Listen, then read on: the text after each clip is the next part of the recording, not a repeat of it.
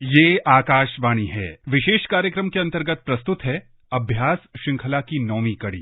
आज का विषय है प्रतियोगी परीक्षाओं में भारतीय संघीय व्यवस्था में केंद्र और राज्य के संबंधों पर चर्चा। इसमें भाग ले रहे हैं नई दिल्ली जवाहरलाल नेहरू विश्वविद्यालय में राजनीति विज्ञान के विभागाध्यक्ष प्रोफेसर नरेंद्र कुमार। कार्यक्रम का संचालन कर रही हैं आकाशवाणी संवाददाता विनीता ठाकुर। नमस्कार। अभ्यास कार्यक्रम के साथ हम फिर हाजिर हैं। एक ऐसा कार्यक्रम जिससे परीक्षार्थियों को न सिर्फ विभिन्न सेगमेंट्स के जरिए जानकारी मिलती है, बल्कि उन्हें व्हाट्सएप और ईमेल के भेजे प्रश्नों के उत्तर भी एक्सपर्ट द्वारा हर शनिवार रात 9:30 बजे दी जाती है। इस बार का विषय है Indian polity, centre state relations. और स्टूडियो में आ चुके हैं जवाहरलाल नेहरू यूनिवर्सिटी के प्रोफेसर नरेंद्र कुमार। आपका सर बहुत बहुत स्वागत है। धन्यवाद। विद्यार्थियों को अपने भेजे प्रश्नों का तो इंतजार रहता ही है, लेकिन एक बहुत ही इंपॉर्टेंट सेगमेंट है एक्सप्लेनर सेगमेंट। तो आइए उसको सुनते हैं, फिर मुखातिब होंगे अपने दोस्तों से।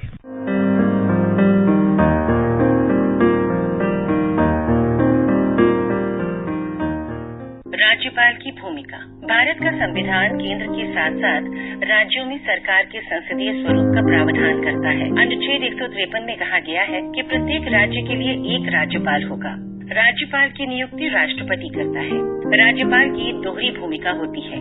सबसे पहले वो अपने मंत्री परिषद की सलाह से बंधे हुए राज्य का संवैधानिक प्रमुख होता है, और दूसरी बात, वो केंद्र सरकार और राज्य सरकार के बीच एक महत्वपूर्ण कड़ी के रूप में भी कार्य करता है और केंद्र सरकार के प्रतिनिधि के रूप में कार्य करता है।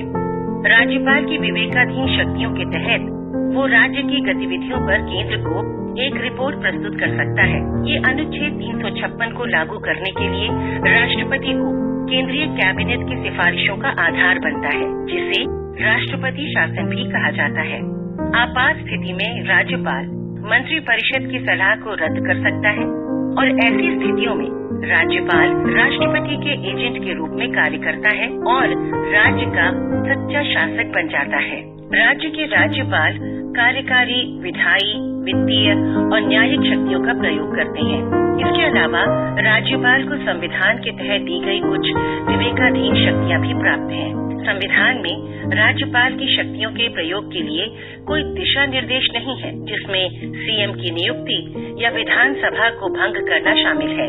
साथ ही इस बात की भी कोई सीमा नहीं है कि राज्यपाल किसी विधेयक पर सहमति कितने समय तक रोक सकता है। राज्यपालों के कार्यालय की परिकल्पना एक गैर राजनीतिक प्रमुख के रूप में की जाती है। उसे किसी भी राजनीतिक विचारधारा या केंद्र सरकार के प्रभाव से खुद को जोड़ने से बचना चाहिए, और लोकतंत्र के सुचारू कामकाज को सुनिश्चित करने के लिए निष्पक्षता के गुण को बरकरार रखा जाना चाहिए।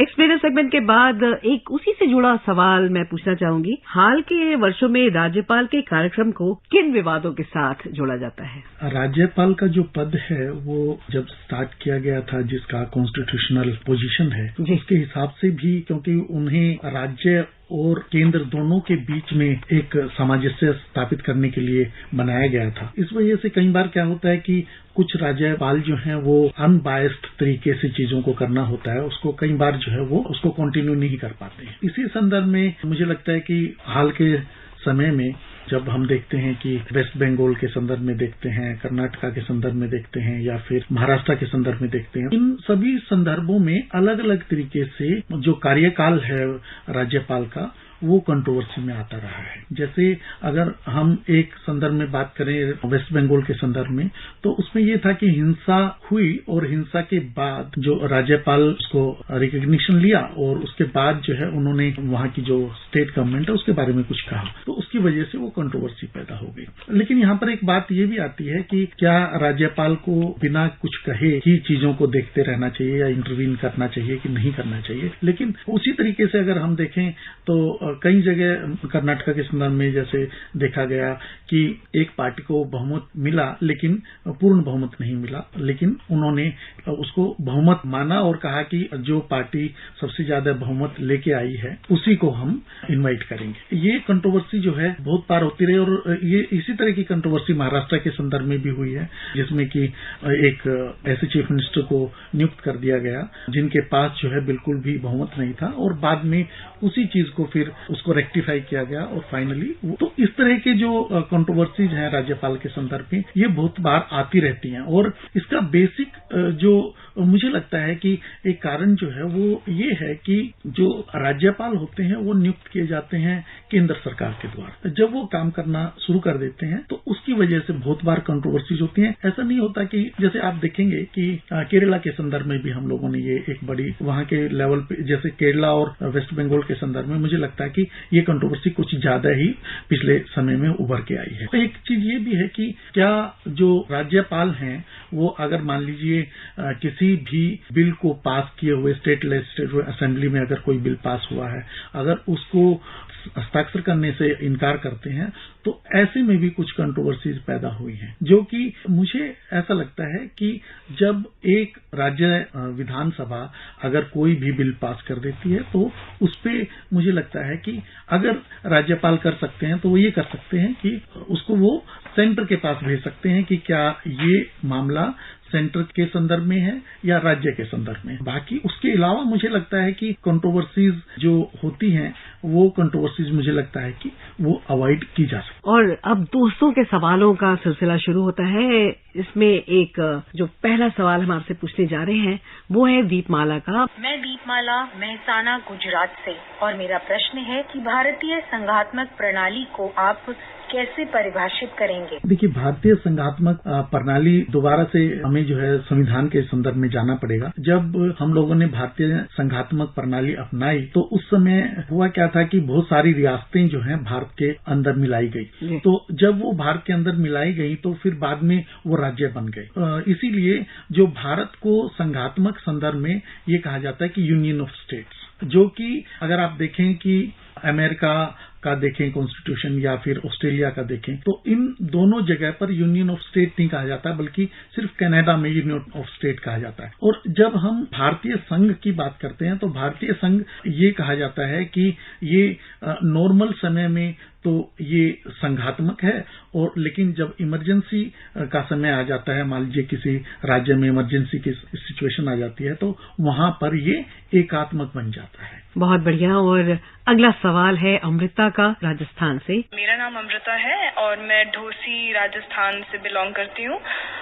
मेरा सवाल ये है कि सरकारिया कमीशन रिपोर्ट केंद्र राज्यों के संबंध में महत्वपूर्ण क्यों मानी जाती है? सरकारिया कमीशन जब हम देखें कि 1983 में ये सरकारिया कमीशन बनाया गया था और इसने इनफैक्ट ये बताया कि जो केंद्र राज्य संबंध है उनको हम किस तरीके से संतुलित कर सकते हैं। उन्होंने बेसिकली ये कहा था कि राज्यपाल की भूमिका जो है वो महत्वपूर्ण हो जाती है केंद्र राज्य संबंधों में, उनको एक इम्पार्शियल तरीके से कार्य करना चाहिए। और दूसरा उनका ये कहना था कि जो संवर्ती सूची में विषय आते हैं, जैसे हम लोग जानते हैं कि संघ सूची है, राज्य सूची है, संवर्ती सूची है और दूसरी अवशेष सूची है, तो इन जो संवर्ती सूची है उस पे कानून बनाने का अधिकार, ये कहा गया कि अगर ये कानून बनाने का अधिकार हम राज्य को दे देंगे तो ये ज्यादा अच्छा रहेगा। और इनफैक्ट अगर उससे ज्यादा आप देखें कि एक प्रोफेसर रशीदुद्दीन खान हुए, उन्होंने एक बार ये भी कहा कि जो आर्टिकल 356 है,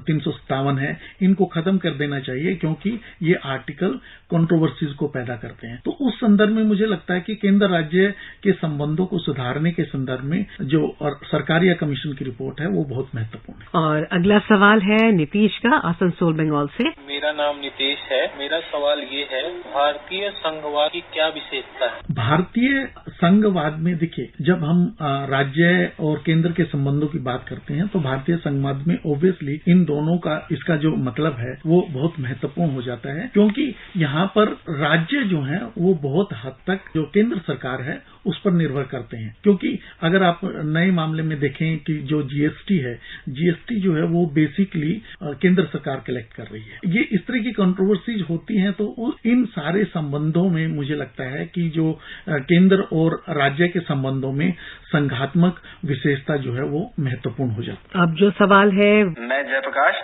आगरा से हूँ। मेरा सवाल है रिजर्व और स्टॉक में क्या अंतर है? रिजर्व और स्टॉक में देखिए, स्टॉक इनफैक्ट एक तरीके से एक बड़ा स्टोरेज माना जाए। मान लीजिए कि जो भी हम चीज लाते हैं तो हम उसके एक स्टोरेज कर देते हैं, तो that is a kind of वो स्टॉक हो गया।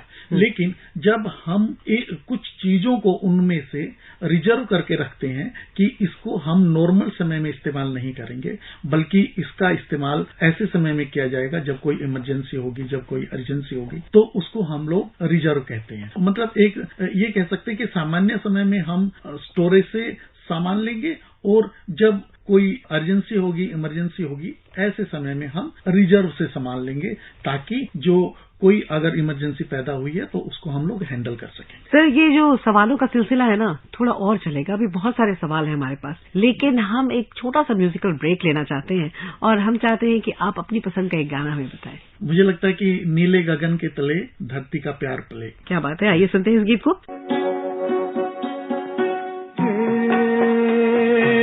नीले गगन के तले धरती का प्यार पले,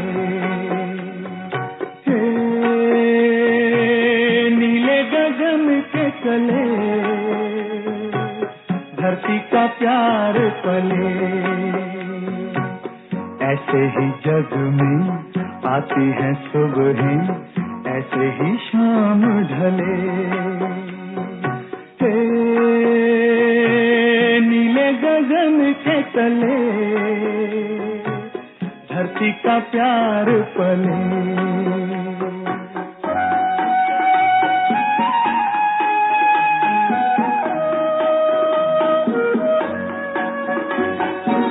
शबनम के मोती फूलों पे बिखरे, दोनों की आस फले। नीले गगन के तले धरती का प्यार पले।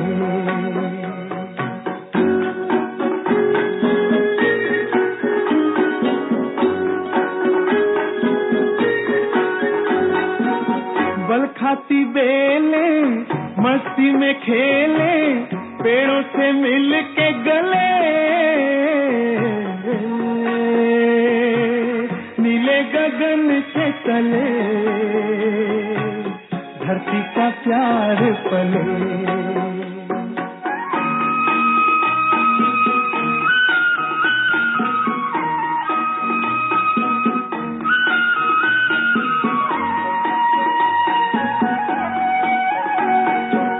नदिया का पानी दरिया से मिलके सागर की ओर चले।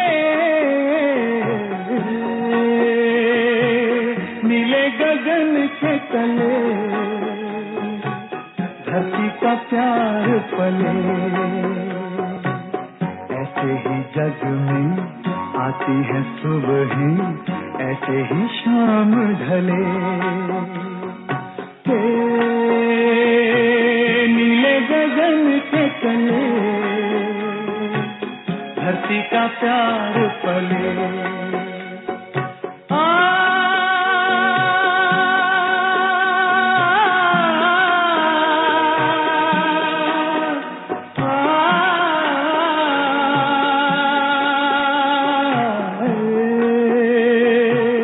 नीले गगन के तले धरती का प्यार पले।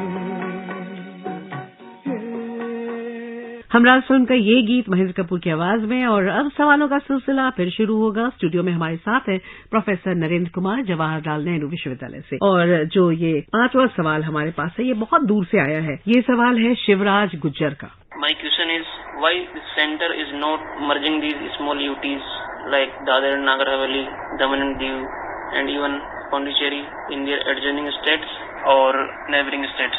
And was there any demand from these UTs or states to be merged with them? केंद्र दादरा और नगर हवेली और दमन और दीव में पौंडीचेरी जैसे केंद्र शासित प्रदेशों को उनके आसपास के राज्यों में विलय क्यों नहीं कर रहा है, यहाँ तक कि ये केंद्र शासित प्रदेश आकार में इतने छोटे हैं और अधिकांश राज्य की सीमाओं के भीतर है। जब केंद्र शासित प्रदेश बनाए गए थे और राज्य बनाए गए थे, उसमें ये मतलब एक स्पेसिफिक प्रोविजन रखा गया था कि ये हो सकता है कि सभी जो एरियाज हैं, रीजन्स हैं, उनको हम एक राज्य नहीं बना सकते हैं या राज्य में मिला नहीं सकते। जैसे आप देखेंगे चंडीगढ़ का एग्जाम्पल देखेंगे या दिल्ली का भी एग्जाम्पल देखेंगे, ये दोनों जो है पॉलिटिकल और एडमिनिस्ट्रेटिव कारणों से इनको एक पूर्ण राज्य का दर्जा नहीं दिया गया या राज्य नहीं बनाया। और इसी तरीके से जब हम देखते हैं दादरा नगर हवेली को देखते हैं, ये एक्चुअली ये कल्चरल रीजन्स हैं। इनफैक्ट क्या है कि पांडिचेरी, दादरा नगर हवेली ये पोर्तुगीज के अंडर रहे हैं। पोर्तुगीज के अंडर रहने की वजह से इनकी एक अलग टाइप की कल्चर है।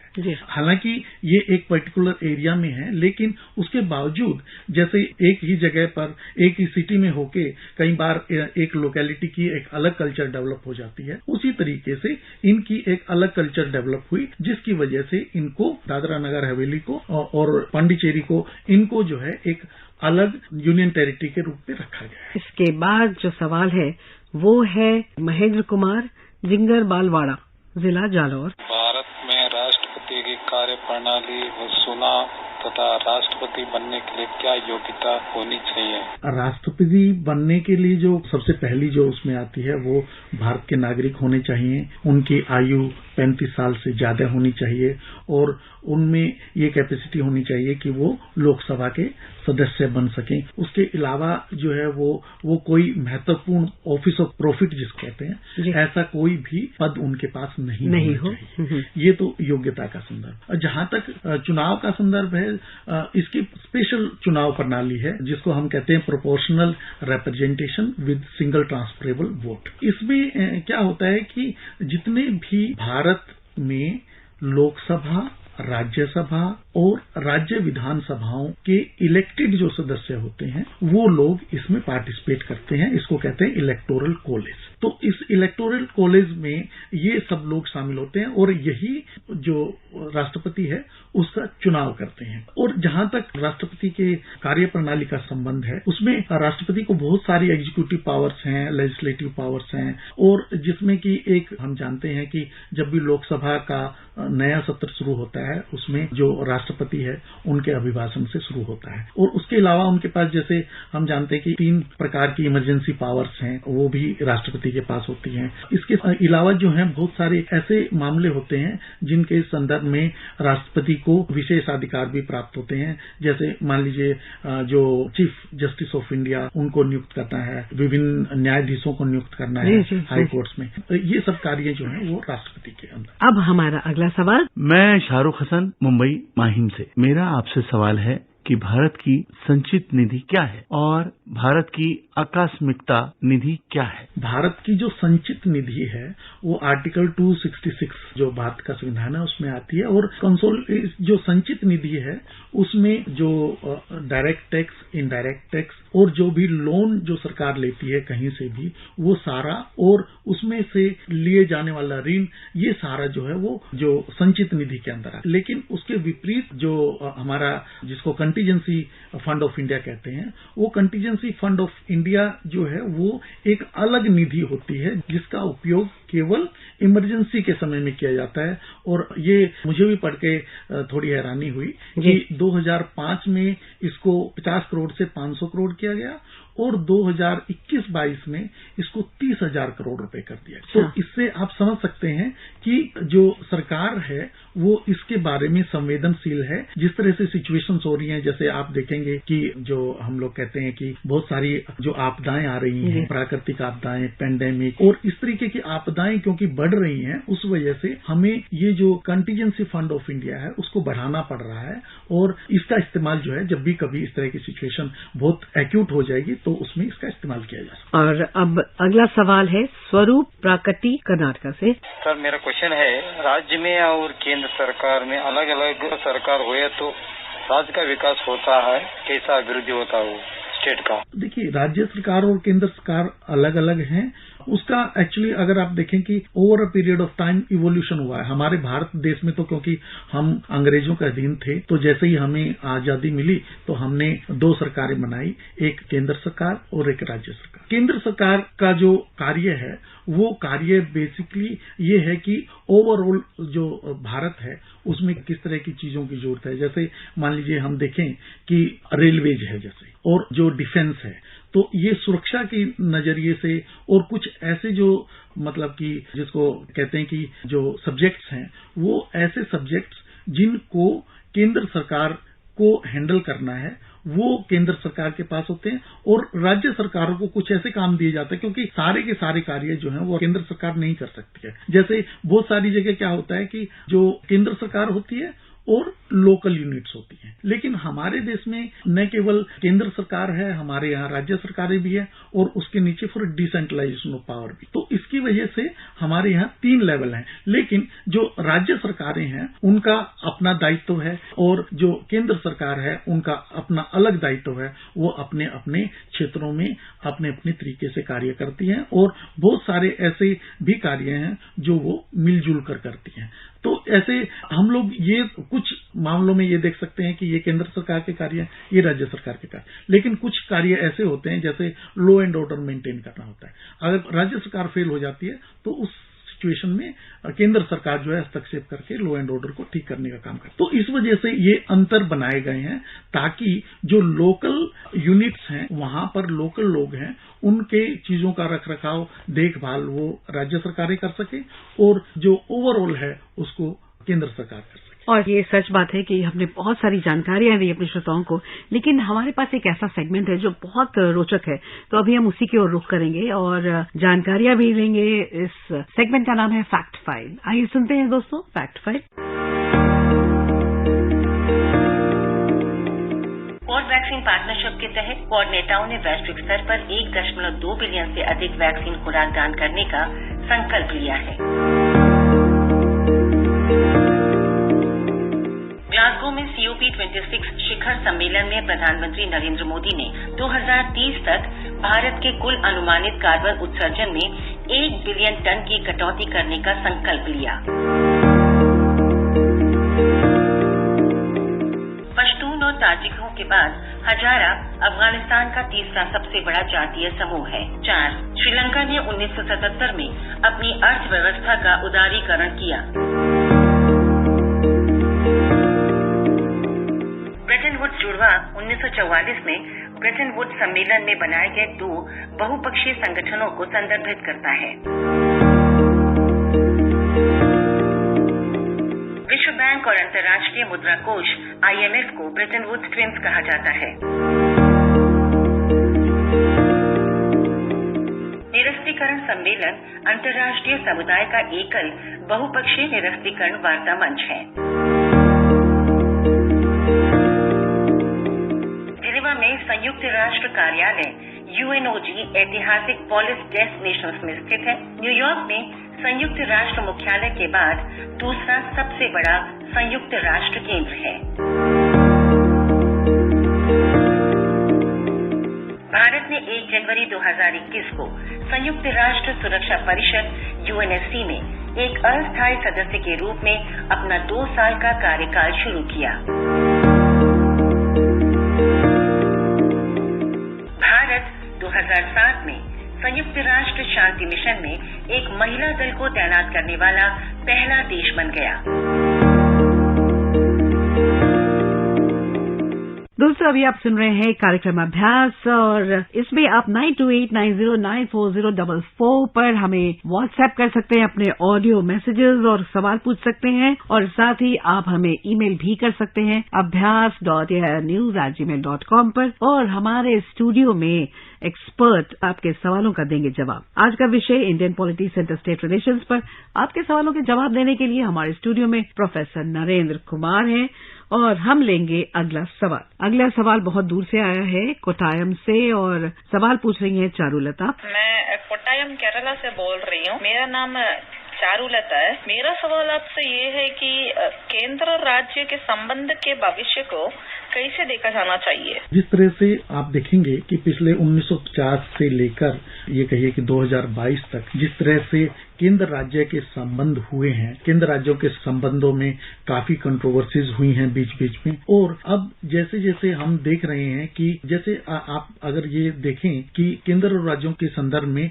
जो प्लानिंग कमीशन है उसका बहुत महत्वपूर्ण योगदान होता था, लेकिन अब हमारे यहाँ प्लानिंग कमीशन नहीं है, नीति आयोग है। लेकिन बावजूद उसके हो क्या गया है कि जो एरियाज बहुत डेवलप्ड थे पहले से ही वो बहुत ज्यादा डेवलप होते गए और जो अंडर डेवलप्ड थे उनमें कुछ डेवलपमेंट हो पाया। तो मुझे ऐसा लगता है कि आने वाले समय में ये संघीय व्यवस्था के लिए ये एक महत्वपूर्ण चैलेंज रहेगा कि वो किस तरीके से इन एरियाज में, जैसे कि आपने देखा होगा कि नॉर्थ ईस्ट एरिया को पर्टिकुलरली कुछ तवज्जो दी गई पिछले कुछ डेकेड्स में। इसी तरीके से मुझे लगता है कि आने वाले समय में जो इस तरह की जो डिस्क्रिपेंसीज हैं, जिसमें कि जो केंद्र सरकार के अगर सीधे कहें तो पार्टी वाले राज्य हैं तो उनको ज्यादा फंड्स मिल जाते हैं और जो दूसरे हैं तो उनको कम मिलते हैं, तो वो किसी भी पार्टी के समय में भी हो सकता है। लेकिन मुझे लगता है कि आने वाले समय में धीरे धीरे ये चीजें जो हैं शायद जो हैं वो खत्म होंगी और ये जो इम्बैलेंस होता था शायद वो धीरे धीरे कम हो जाएगा। मुझे लगता है कि मैं केंद्र राज्य संबंध में इसको इस तरीके से देखता हूं। दूसरा ये भी हो सकता है जिस तरह से पूरे संसार में चल रहा है कि जो सेंट्रलाइजेशन ऑफ पावर है वो बहुत ज्यादा बढ़ रहा है, तो अगर एक तरीके से ये भी देखा जा सकता है कि बहुत ज्यादा सेंट्रलाइजेशन ऑफ पावर हो जाए जिसमें कि केंद्र सरकार जो है वो एक तरीके से निरंकुश होने के कगार पर भी हो जाए, तो वो एक भी कई बार जो है दिखाई देता है। लेकिन मुझे लगता है कि जिस तरीके से ज्यादातर समय में हम एक बैलेंस बना पाए हैं पूरे देश के अंदर, वो बैलेंस जो है शायद बन के रहेगा। और अब हम अपने साथियों को फोर्थकमिंग एग्जाम्स के बारे में जानकारी दे दें। संघ लोक सेवा आयोग 5/6/2022 को सिविल सेवा प्रारंभिक परीक्षा 2022 और भारतीय वन सेवा प्रारंभिक परीक्षा 2022 आयोजित करेगा। उत्तर प्रदेश लोक सेवा आयोग सहायक इंजीनियरिंग UPPSC-E परीक्षा 29 मई 2022 को आयोजित की जाएगी। बिहार लोक सेवा आयोग 31 मई को BPSC हेडमास्टर प्रारंभिक परीक्षा 2022 आयोजित करेगा। दोस्तों, हमारे एक्सपर्ट से अब हम रिक्वेस्ट करेंगे कि उन्होंने तो बहुत सारे सवालों के जवाब दिए, लेकिन अब एक सवाल हमारे एक्सपर्ट पूछेंगे हमारे श्रोताओं से, तो वो सवाल क्या होगा? मुझे लगता है कि जो राज्यपाल और राष्ट्रपति है, इन दोनों की शक्तियों में किस तरीके से तुलना की जानी चाहिए, उसको किस तरीके से देखा जाना चाहिए। और अब वो घड़ी आ गई जिसका हमारे श्रोताओं को बहुत बेसब्री से इंतजार रहता है, और वो है विजेता के नाम जो पिछले अंक में सवाल आए थे उनके जवाबों। इस बार के विजेता का नाम है शांतनु। आपको बहुत बहुत मुबारक। दोस्तों, इस बार का विषय है एनवायरमेंट एंड क्लाइमेट चेंज और सवाल भेजने की अंतिम तारीख है 1 जून। आप हमें जल्द से जल्द भेजें अपने सवाल। हमारा व्हाट्सएप नंबर है 9289094044 और ईमेल आईडी abhyas.airnews@gmail.com। अपना अभ्यास रखे जारी, तभी आप एक्सेल करेंगे अपने मुकाम को हासिल करने में। प्रोफेसर नरेंद्र कुमार को यहाँ आने का, इतनी सारी अच्छी जानकारी शेयर करने का हम बहुत बहुत धन्यवाद कहेंगे और मुझे दें अनुमति। नमस्कार, शुभ रात्रि।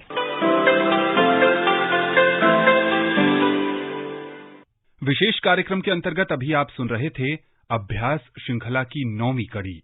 आज का विषय था भारतीय संघीय व्यवस्था में केंद्र और राज्य के संबंधों पर चर्चा। इसमें भाग ले रहे थे नई दिल्ली के जवाहरलाल नेहरू विश्वविद्यालय में राजनीति विज्ञान के विभागाध्यक्ष प्रोफेसर नरेंद्र कुमार। कार्यक्रम का संचालन कर रही थीं आकाशवाणी संवाददाता विनीता ठाकुर। ये कार्यक्रम आकाशवाणी के समाचार सेवा प्रभाग द्वारा प्रस्तुत किया गया।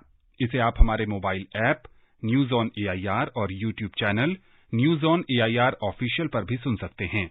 इस कार्यक्रम के संबंध में अपनी प्रतिक्रिया आप हमें ईमेल कर सकते हैं। पता है airnsdtalks@gmail.com। ये कार्यक्रम फिर से सुनने के लिए लॉग ऑन करें हमारी वेबसाइट newsonair.nic.in।